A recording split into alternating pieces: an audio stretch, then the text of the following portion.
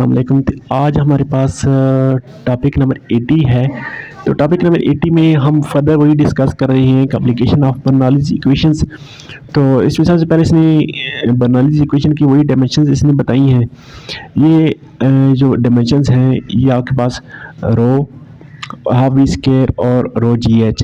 तो ये हमने कन्वर्ट कर लेनी है जूल पर मीटर क्यूब में। ठीक है, जूल पर मीटर क्यूब। तो तीन डायमेंशन हमारे पास जूल पर मीटर क्यूब में आ जानी है। ये हमने पिछली वीडियो में बहुत डिटेल से की थी।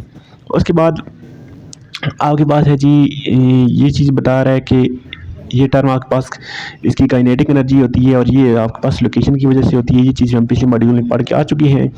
तो जस्ट ये चीज़ यहाँ पे इसने दोबारा से डिफाइन की है। नेक्स्ट आगे क्या कह रहा है कि अगर हमारे पास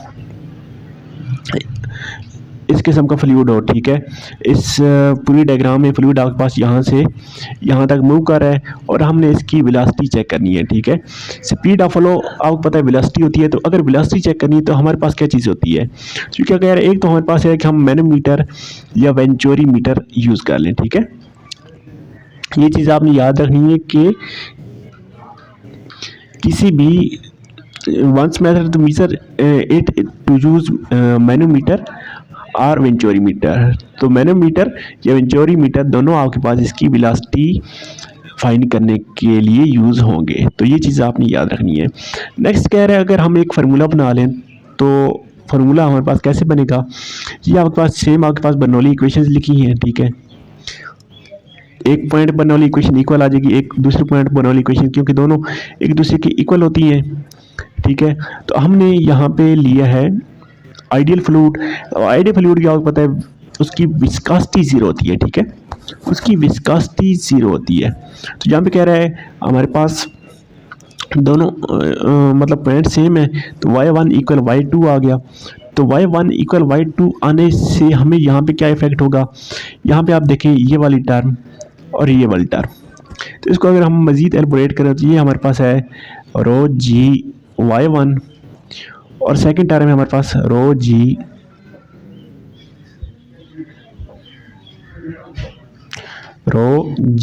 y2। तो अगर इसमें y1 और y2 की इक्वल हो तो हम लिख सकते हैं y2 की जगह y1 लिख सकते हैं। तो जब इस दोनों सेम हो गई तो हम दोनों को कैंसिल कर सकते हैं। तो यहाँ से ये दोनों कैंसिल हो गई है। ठीक है, नेक्स्ट कह रहा है y1 इक्वल y2। तो ये टर्म तो आपकी कैंसिल हो गई है। बाकी ये इक्वेशन और ये इक्वेशन बच गई है। यहाँ से आप अब इसने क्या किया नेक्स्ट कि इस P1 को सॉरी P2 को लेके आया इस साइड पे। तो ये माइनस का साइन आ गया है इक्वल। तो सेम वही चीज़ आ गई है, V2 यहाँ पे पहले था और ये टर्म उस साइड पे गई है। तो इसकी वजह से माइनस साइन और 1/2 PF इसने कॉमन ले लिया। तो यहाँ तक ये चीज़ हो गई। ठीक है, नेक्स्ट क्या आपके पास क्या चीज़ है कि pressure at point 1 minus pressure at point 2 अगर हम लें मैनोमीटर की मदद से तो ये हमारे पास आएगा। ठीक है, मैनोमीटर से हमारे पास ये प्रेशर आएगा density at manometer into rho ji H. ठीक है, तो ये चीज़ आएगी। नेक्स्ट ये वाली इक्वेशन हमारे पास है कंजर्वेशन ऑफ मास। आपको पता है मैस आपके पास कंजर्वेशन होता है।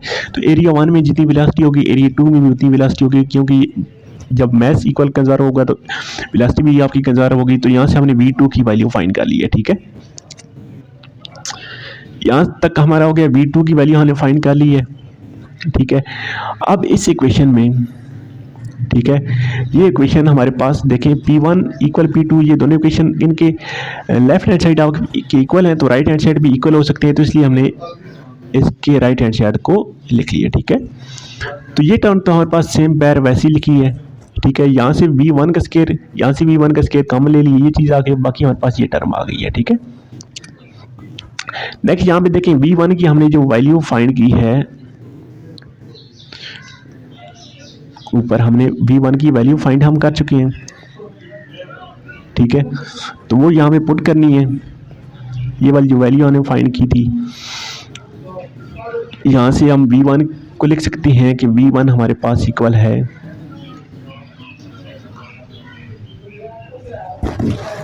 यहाँ से नहीं ली हमने इसी इक्वेशन से V1 की वैल्यू फाइंड की है, ठीक है। इसी V1 को हमने इस साइड पे लिए हैं और बाकी सारी टर्म उस साइड पे लेके गए हैं, तो हमारे पास ये V1 के लिए ये वाला फार्मूला आ गया। तो ये वाला फार्मूला आपने याद कर लेना, ठीक है। तो जस्ट इतना ही था। बाकी हमारे पास नेक्स्ट आ जाता है मॉड्यूल नंबर 81 में। तो मॉड्यूल नंबर 81 में हमें क्या कहते हैं, न्यूमेरिकल दिया गया है, ठीक है। इसको थोड़ा सा सॉल्व करना है। तो न्यूमेरिकल मैं आपको समझाता हूँ कि ये किस किस्म का न्यूमेरिकल है। तो यहाँ पे आपके पास एक ह्यूमन बॉडी में से एक आर्टरी यानी कि एक वे आप समझ लें वाइंस ली गई है और उसका रेडियस आपके पास है 4.0 रेज 10⁻³ मीटर, ठीक है। बहुत पतली सी वाइंस है। तो ये आपके पास इसका रेडियस आ गया, ठीक है। इसमें ब्लड फ्लो कर रहा है, ठीक है। ब्लड फ्लो रेट हमारे पास है 1.0 रेज 10⁻6 मीटर क्यूब पर सेकंड, ठीक है। तो ब्लड की विस्कोसिटी हमें दी गई है, रो की वैल्यू हमारे पास ये आ गई है, ठीक है। डेंसिटी भी हमारे पास ये आ गई है। तो अब हमने कौन कौन सी चीज़ें फाइंड करनी है। एक तो इसकी एवरेज वेलोसिटी फाइंड करनी है, प्रेशर ड्रॉप फाइंड करना है, ठीक है। रेनॉल्ड्स नंबर फाइंड करना है। फिर आगे इसकी मज़ीद तीन हमने इन तीन को जब फाइंड कर लेंगे मज़ीद हमने इसकी वेलोसिटी प्रोफाइल, प्रेशर ड्रॉप और साइंटिफिक वैल्यू और रेनॉल्ड्स नंबर की ये तीनों हमने फाइंड कर लेनी है। तो सबसे पहले आपको पता है रेडियस हमारे पास गिवन डेटा में गिवन था, वॉल्यूम रेट हमारे पास गिवन था, तो ये चीज़ हमारे पास आ गई। विस्कोसिटी भी गिवन थी, डेंसिटी भी गिवन थी, वो हमने लिख ली है, ठीक है। अब हमारे पास नेक्स्ट आ जाती है इक्वेशन ऑफ कंटिन्यूटी। इसको आपने याद रख लेना है। क्यू इक्वल हमारे पास होता है ए वी, ठीक है। क्यू इक्वल होता है ए वी। तो यहाँ से हमने वी फाइंड करना है, तो वी को हम लिख सकते हैं क्यू डिवाइडेड बाई ए, ठीक है। तो वही चीज़ हमने लिखी है। एरिया यहाँ पे आपके पास सर्कुलर वाइंस है, तो एरिया इसका आ जाता है पाई आर स्क्वायर, ठीक है। आर आपको गिवन है, यहाँ से इसका एरिया हमने फाइंड कर लिया, क्यू की वैल्यू पुट की, ए की वैल्यू पुट की और हमारे पास इसकी वेलोसिटी आ गई, यानी कि पार्ट नंबर 1 हमारा इसका सॉल्व हो गया है। नेक्स्ट टॉपिक 82 में इसकी next change in pressure, drop pressure हमने फाइंड करना है। तो डेल्टा पी का फार्मूला लगाएंगे।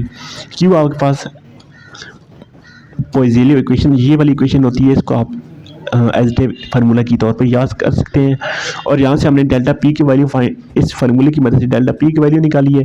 इसमें सारी हमने ये हमारे पास म्यू था जो कि इसकी होती है विस्कोसिटी होती है, एल हमें गिवन था 0.1, क्यू हमारे पास गिवन है, पाई की वैल्यू आपको पता है और रेडियस भी आपको पता है, ठीक है। तो ये हमने पुट की और डेल्टा पी निकालिए। डेल्टा पी का मतलब है चेंज इन प्रेशर। नेक्स्ट आपके पास रेनॉल्ड्स नंबर का ये फार्मूला है, इसमें वैल्यूज पुट की और आंसर निकाल लिया। फोर्थ नंबर पे इसकी निकालनी थी वेलोसिटी प्रोफाइल। तो वेलोसिटी प्रोफाइल इसकी ये वाली नीचे बनी हुई है, ठीक है। तो ये आपके टॉपिक के मुतालिक नहीं है क्योंकि पेपर में इस किस्म का क्वेश्चन कम ही आता है। तो खैर ये चीज़ बनी हुई है।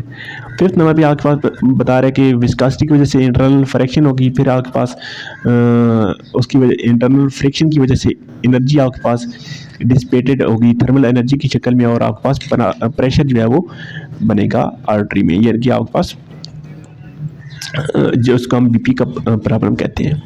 नेक्स्ट आपके पास ये चीज़ आपने याद रखनी है कि जब आपके पास रेनॉल्ड्स नंबर रेनॉल्ड्स नंबर को हम लिखते हैं, जब आपके पास ये लेस देन होगा 2000 से तो आपके पास लेमिनार फ्लो होगा, ठीक है। जब आपके पास रेनॉल्ड्स नंबर लेस देन 2000 होगा तो आपके पास लेमिनार फ्लो होगा और जब ग्रेटर देन 2000 हो जाएगा तो आपके पास लेमिनार फ्लो नहीं होगा। फिर कौन सा फ्लो बचेगा? फिर आपके पास टर्बुलेंट फ्लो बचेगा, ठीक है। तो ये चीज़ आपने यहाँ से याद रखनी है। तो यहाँ तक 82 मॉड्यूल था। नेक्स्ट 83 मॉड्यूल से नेक्स्ट वीडियो में स्टार्ट करेंगे। टेक केयर, अल्लाह हाफिज़।